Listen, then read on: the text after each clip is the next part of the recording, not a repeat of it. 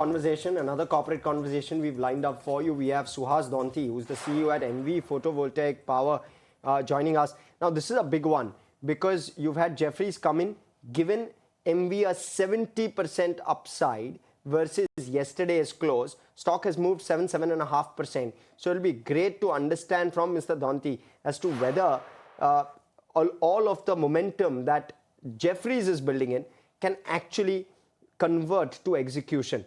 Mr. Donthi, first off, there is no doubt with regard to the size of the opportunity, but how are you tapping into it, and how quickly can you become a sizable market player and gain sizable market share within this space? Give us a sense. Yeah, thank you. Thank you very much for having me here. And I think that's a very valid question. And as you have seen that we have been a consistent player in this industry for the last 30 years now. And we have been the early adopters of latest technology that is Topcon today. And we have scaled our cell production to 3 gigawatt. That means we are backward integrated, and we have scaled our manufacturing capabilities to always be bringing in the advanced technology as well as the most quality product. And this is why we've consistently been a leading player for the last 30 years now. Okay. How large is your order book size? Suhas, give us a sense of that. Also, how quickly do you execute? So you've got a capacity of, I believe, 2 gigawatts is what you suggested. Please correct me if I'm wrong. 3 gigawatts, I beg your pardon. You've got a 3 gigawatt capacity. How large is your order book size, and how quickly do you execute that order book? So yeah, we have an order book of 5 gigawatt as of September 2025, as of the last quarter, and this is an order book that is to be executed in the next 12 to 18 months. And if you see, it is a very healthy order book, and you might have seen in our prospectus and our documents after quarterly earnings after as well, the kind of key accounts that we cater to is the marquee accounts that are IPPs and C&Is of the sector, and they are very blue chip customers that make up our order book. Okay, and with regard to just with regard to how your execution is playing out, if this 5 gigawatt order book were to be executed over the next 12 to 18 months, is what your guidance seems to suggest, what would therefore your top line or your growth guidance be for the next 12 to 18 months? Give us a pulse of what the revenue recognition from this 5 gigawatt alone would constitute. So, since just to respect that we've ended a quarter and we are yet to give out the results, so I would like to refrain from giving any sort of guidance. But I think the history of the performance can tell you of what that number would look like. Suhas, sorry, I'm not trying There to. are some numbers Suhas, in the. Suhas, apologies if this question came out wrong. I'm not asking you for Q3 guidance. I'm not asking you for Q4 guidance, nor for FY26 guidance. I'm trying to understand what this 5 gigawatt order book means for your top line, because you are executing it over the next 12 to 18 months, which you've already guided for, which is part of what you've guided for at the end of Q2 itself. So when you execute that, what does it mean for your top line? So this 5 gigawatt, how much will it mean in terms of revenue for you is what I'm trying to understand. So it's roughly around 8 to 9,000 crores would be the revenue for the 5 gigawatt that you typically would come. Okay, appreciate that. Suhas, hi, morning. Talk to us about your recent plans in terms of the massive 6 gigawatt integrated project that you've planned, and you've secured radar funding for the same as well. What could the commissioning timeline be here? Absolutely. So 6 gigawatt of the expansion that we have planned, which was part of also our initial plan when we were coming into an IPO, where we have already secured the land for. This line is to be executed by March 2027, and that is the end of financial year 2027. And this basically is a project of 5,500 crores.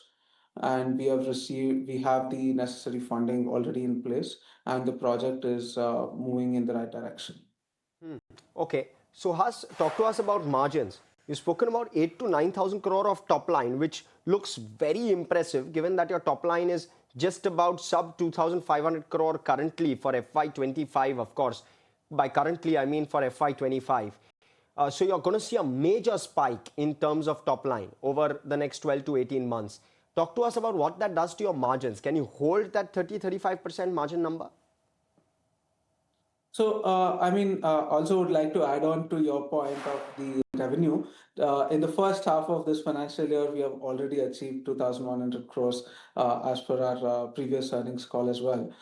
So we have already achieved what we had done in FY25, and so the trajectory is right in place, and our margins at the moment are backed by backward integration, because we have integrated into cell manufacturing. We don't not only have a 10.3 gigawatt of module capacity, but we also have a 3 gigawatt of cell capacity. So that is a backward integration that is scaled up and that is in place. And this is what is the boost to the margins that we have today. Okay, and And Suhas, as we spoke that, sorry, as we spoke that we are further backward in expanding our cell capacities. So that is something that we are strong at.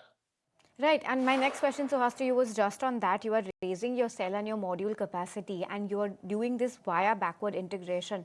But talk to us about plans into foraying into other segments like BESS or inverter. Any plans in the near future, or are you completely ruling this out for now?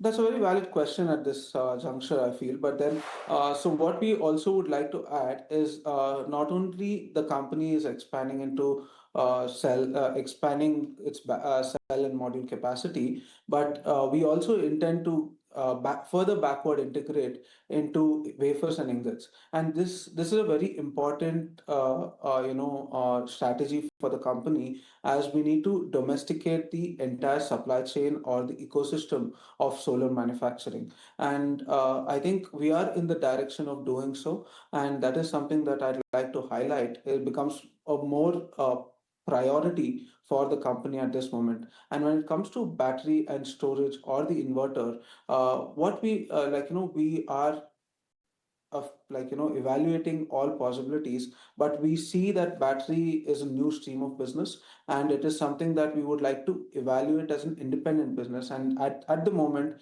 we don't have any intention to do so. Okay, and Suhas, this report that today has come out on the company, it's a Jeffries note and very optimistic note. It's a buy initiation. I'm sure you're aware of that as well.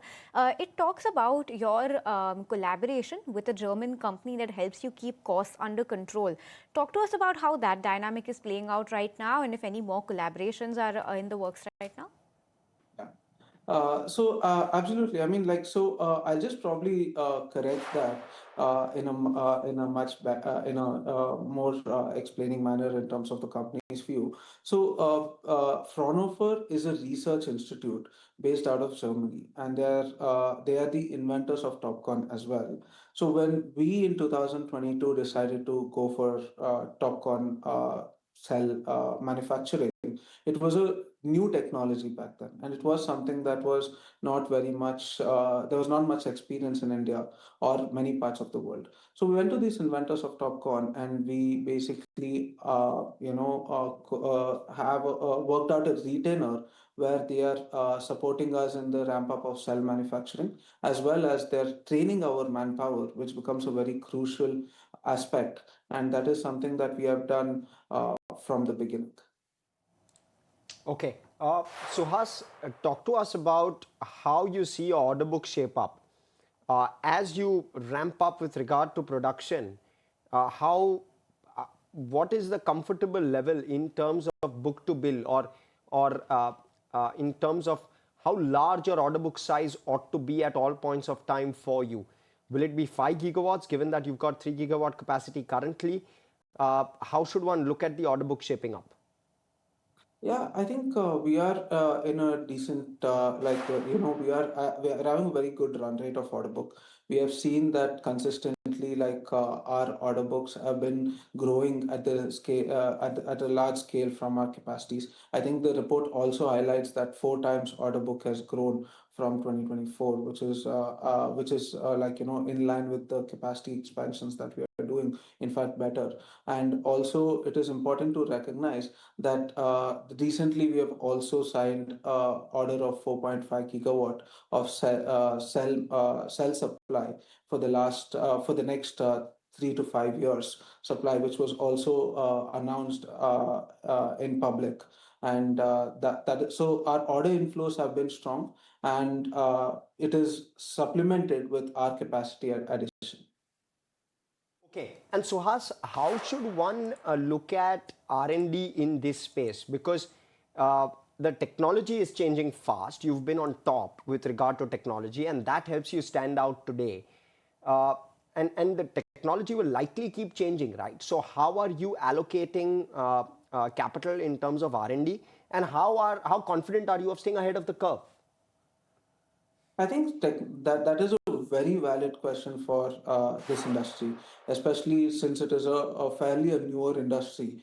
There is rapid development in technology, and over the last 30 years, we have seen multiple cycles and multiple new technologies, which is come to a position where solar is now the cheapest form of electricity, and that thanks to technology that it has brought the cost also of solar power that is low. So MV is like very much invested in bringing in the latest technology, being the early adapters, and further enhancing the strength of this technology. So we have a process R&D team that is focused on improving the current Topcon technology to the maximum limitation that it has. So today, the limitation of Topcon technology is about 28 to 29% of cell efficiency, and the industry is right now around 25%. So there is a lot of R&D that goes on in improving this efficiency day by day, and that is something we have seen consistently happen at MV, and we're very much focused on that. Okay, Suhas, that sounds very optimistic going ahead. Thanks once again for your time and for chatting with us. Good to be talking to you. Thank you very much. Thank you for having me. Yes. Okay, so that was the management